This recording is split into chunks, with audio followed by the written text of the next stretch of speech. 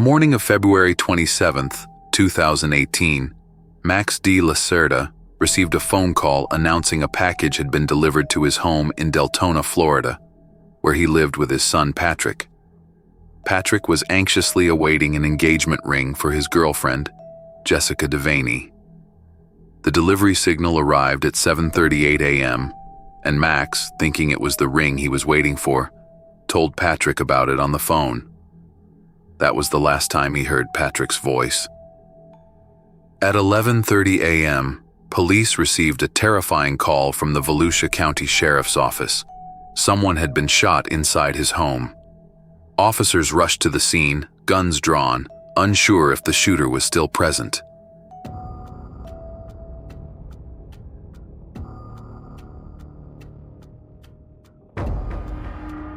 Hi. Copy 55 with a female.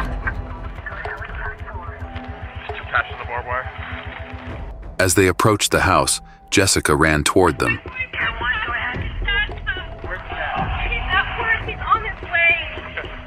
Ma'am, come over here. Stay here, behind the tree.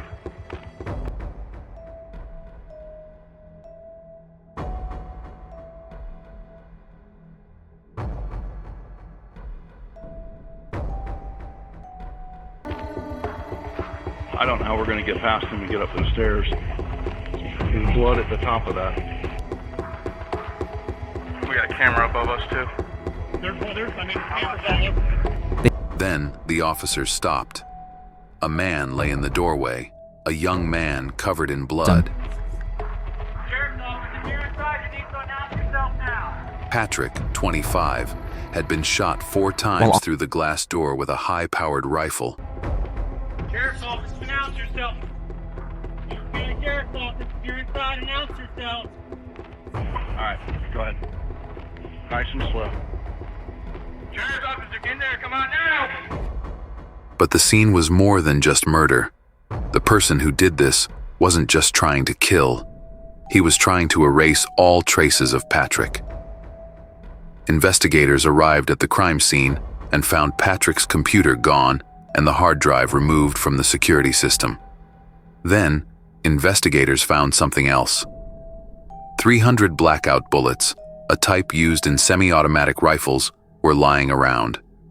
This wasn't a random crime. It was an assassination. But the question remained, who wanted Patrick dead, and why? News of Patrick's murder spread quickly. His father, Max, working out of town, rushed to the crime scene. When he arrived, he was shocked by the horrific news. His son was dead. As Patrick's body was taken to the law office, investigators began to focus on those closest to him. Jessica and Max were called in for questioning, hoping to find out who wanted Patrick killed. Jessica, 29, was the first to enter the interrogation room. Despite her grief, she was determined to help in any way she could. She told investigators everything about her relationship with Patrick. They met in June 2017 through an app.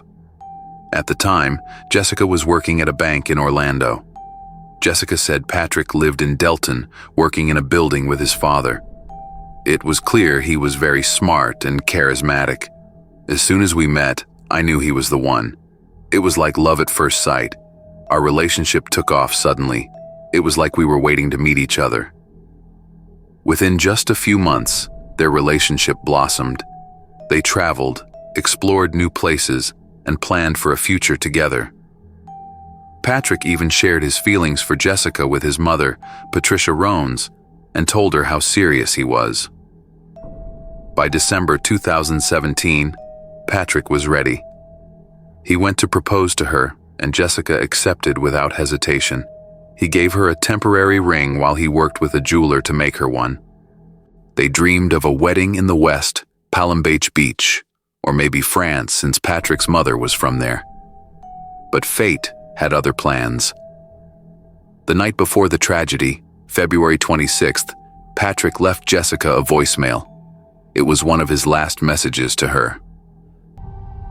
I love you. Good night. Sweet dreams.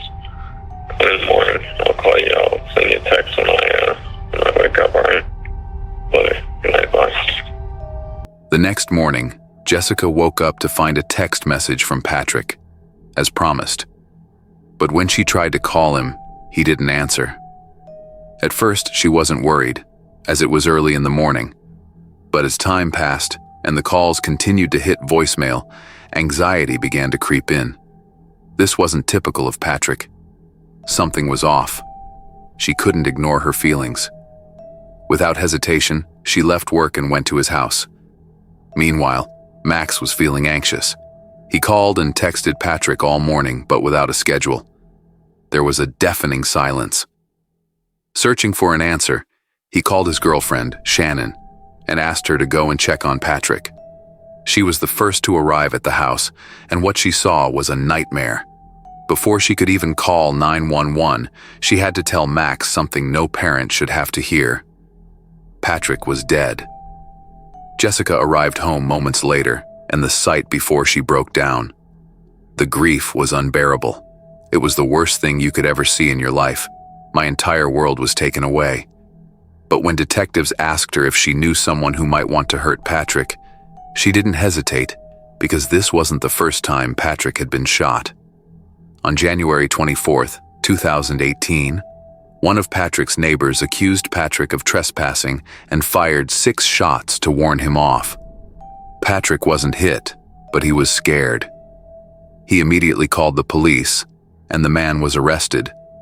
Footage of the arrest was captured from a helicopter. Investigators saw this as a crucial lead in the investigation.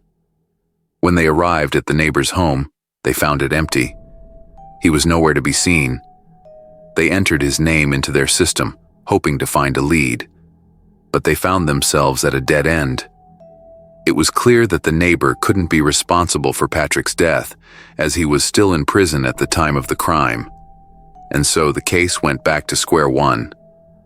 With the most likely suspect eliminated, the detectives returned to Jessica. They needed to know if there was someone else in Patrick's life who might want to kill him. Then Jessica told them about a series of terrifying voice messages she and Patrick had been receiving. One of them was particularly striking. In the message, you could hear a man discussing putting a plan into action, precisely what the detectives needed. Someone new, somewhere interesting. I'm making a phone call, I'm giving instructions, and I'm going to have my plan put into action. Call me back and talk to me, or else I'm going to just let it happen. The man behind these calls was Jessica's ex-boyfriend, Gregory Bender. Jessica explained to the police that before her relationship with Patrick, she had a serious relationship with Gregory, a wealthy conglomerate manager who lived in a luxurious house in Windermere, just outside the city. At first glance, Gregory seemed to have it all: success, money, power. But behind closed doors, things weren't so perfect. Jessica and Gregory, who was almost twice her age, met online in 2009. At first, everything seemed normal, but over time, Jessica said he became controlling, obsessive, and possessive. He constantly reminded her that leaving him wouldn't be easy. Despite his arrogance and verbal threats, she agreed to get engaged after a few years of dating. But the relationship fell apart completely in early 2016 when Gregory was hospitalized for surgery. Jessica visited his hospital room and received the biggest surprise of her life. There, by his bedside, was another woman. Jessica was embarrassed and confronted her, but the woman also seemed shocked to see Jessica. Yes, Gregory was secretly married to Damara Sanchez. Jessica was devastated. She immediately left the hospital in shock. Later, Gregory tried to justify his position, claiming that his marriage was a business deal. According to Jessica, he asked her to give him more time, insisting that he would leave Damara if she just had a little more patience. But Jessica had heard enough. The betrayal was enough to finally give her the clarity she needed to leave. She thought the end of the relationship would be a new beginning, but she didn't know how long Gregory would be willing to go to keep her in his life.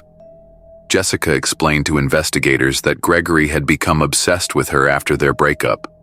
He tracked her movements, constantly contacted her family, and followed her online. When all these methods failed, he began appearing at her workplace. Once, she was so upset that she took one of the voice messages to the police, hoping they would intervene. Don't push me here.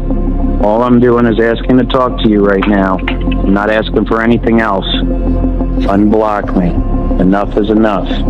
But the police didn't see it as a real threat. Jessica held nothing back when she met Patrick just a month after their breakup. She told him everything about her ex-boyfriend, who was jealous and obsessive. But Patrick was in love with her and wasn't afraid. This changed when he went public with their relationship on social media.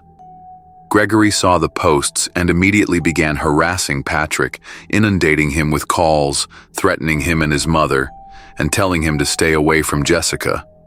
I believe you did this to me and you didn't tell me about this. This is going to end. He is going to end. I can't believe you did this. Call me now or all hell is going to break loose. Patrick took the threat seriously. He set up a security system and even fenced off his property. But there weren't enough precautions to keep Gregory out. By November 2017, Jessica and Patrick had reached the limit of their patience. They collected all the threatening voice and text messages and filed them with the court. The judge issued a restraining order, forcing Gregory to stay away from Jessica, cut off all contact with her, and surrender his firearms. This worked for a while. The threat stopped, and the couple finally felt safe. But it didn't last long. Gregory broke the restraining order only once, on the morning of Patrick's murder. Later, Jessica told the police that he had called her twice that day, using his cell phone to cross the line. She knew something was wrong when she saw his name appear on the screen. She texted Patrick, unaware that he had already crossed the line. With all the evidence pointing to Gregory, the detectives were convinced he was the killer. Now, all they needed was a plan to get him to talk. They realized they needed to move quickly and devised a bold plan. Jessica would call Gregory while they listened in, hoping he would make a mistake. Knowing what he could do, Jessica was scared, but she refused to let him get away with it. She answered the call without hesitation, but it didn't answer. Okay, call him and put him on speaker. Hello? Hello. Hi. Hey. So what happened on the news? I want to tell you I feel sorry for you. You ruined my life. You got your revenge and you ruined my life. What are you talking about? And we said enough is enough. I can't do this. I'm gonna hire a hitman. I'm gonna kill him. No, that's not, no. I didn't say that. That's why I want to find out if it is you. No, it's not. I'm your friend. I did not do this. Gregory didn't confess, but he made a foolish move before he hung up. He asked to see her. A few hours after Patrick's murder, he was still trying to get Jessica back. Although the call wasn't enough to arrest him for murder, detectives feared that Gregory knew he was under suspicion and was trying to sabotage evidence. He was arrested for breach of contract, buying time for them to build their case. Then suddenly they received a call from an unexpected source, Gregory's wife, Demara. She was frightened and refused to come to the police station. Instead, she asked to talk in a parking lot outside of town. Inside the police car, she revealed something shocking. A few months earlier, she had found Gregory's notebook. It contained a murder plan, but she had downplayed it, claiming it was pure fantasy. But now, Patrick had been murdered. Using this notebook, investigators obtained a search warrant for Gregory's home. Although they hadn't expected to find much, as he had been careful to cover his tracks, the investigators discovered something shocking in Gregory's office. A stack of handwritten papers. They had been tossed in the trash. The notes contained everything. A hand-drawn map of Patrick's house, precise instructions to avoid leaving footprints, and even steps to dispose of evidence. It was an undeniable indication of premeditated intent. Inside the house, police also found a weapon cache, a bulletproof vest, and 300 Blackout bullets, the same type used in Patrick's murder. However, The weapon used to fire the bullets was not found. Investigators believed Gregory had disposed of the bullets after the crime, and at the end of the search, they decided to search another location, the kitchen cupboard. Inside, they found more evidence. They found an empty .300 Blackout bullet casing. Unlike the unused bullets, this one had already been fired, directly linking it to the crime scene. The investigation confirmed a connection, and police established probable cause for an arrest. In early March 2018, less than 48 hours after the crime, Gregory Bender was charged with first-degree murder. Jessica later said she was relieved to hear the news, but the road to justice was long and painful. More than 3 years later, Gregory didn't appear in court until May 2021. Jessica sat with Patrick's family and noticed his eerie confidence, as if he believed he would win. His defense team had one advantage. There was no murder weapon, no witnesses, and no physical evidence directly linking him to the crime scene. Still, the case was strong against him, and Jessica faced the man who had threatened her once again. Gregory kept staring at her throughout the trial, making her extremely uncomfortable. At one point, he became jealous, mistakenly believing Patrick's brother was her new boyfriend. When Jessica took the stand, she was ready, but the defense team had a trick up her sleeve. Secretly recorded videos showed interviews between her and Gregory months after her relationship with Patrick. The clips showed them having dinner, entering her home, and touching her feet. The defense used these clips to argue that she had never left Gregory. But Jessica didn't hesitate to respond, and revealed that the clips were part of a master plan and that Gregory had hired a private investigator to film those interviews. His line of defense failed, but the trial wasn't over yet. Jessica watched Gregory silently until his wife, Damara Sanchez, took the stand. That's when Gregory finally broke down. When Damara asked if she was married to him, she confirmed it in Spanish. Were you married to Mr. Bender? ¿Usted estaba casada con el señor Bender? Sí. Yes. Then came the bombshell. She revealed that Gregory was planning to kill Patrick. And for the first time, Gregory showed his feelings, even saying, "I love you." The judge quickly silenced him, warning him not to speak. The jury had seen the truth. This man had meticulously planned and executed a murder, and the final evidence was about to emerge. Despite believing he had committed the perfect crime, Gregory made a fatal mistake. On February 27, 2018, at 6:13 a.m., surveillance cameras recorded Gregory leaving his car at home. He drove 45 minutes from Windermere to Patrick's house in Deltona. When he arrived, he parked his car, put on another pair of shoes, wrapped in duct tape to avoid leaving any traces, and headed toward the property. On the dirt road, he followed his self-devised murder plan, walking through the wooded area and waiting. At 7:15 a.m., he called Max, Patrick's father, posing as a delivery driver. While Max relayed the message to Patrick, Gregory remained hidden, aiming his gun at the front door. Through the glass, he saw his target. As Patrick descended the stairs, Gregory shot him 6 times through the door, shattering his life in an instant. After the shooting, Gregory broke into the house, seized the surveillance cameras, and collected most of the bullets. He disposed of the evidence, including the murder weapon, but he made a fatal mistake. He kept an empty envelope as if it were a cheap bribe. That envelope directly linked him to the crime, and forensic analysis confirmed that the 2 envelopes at the crime scene matched the one found in his house. That was conclusive evidence.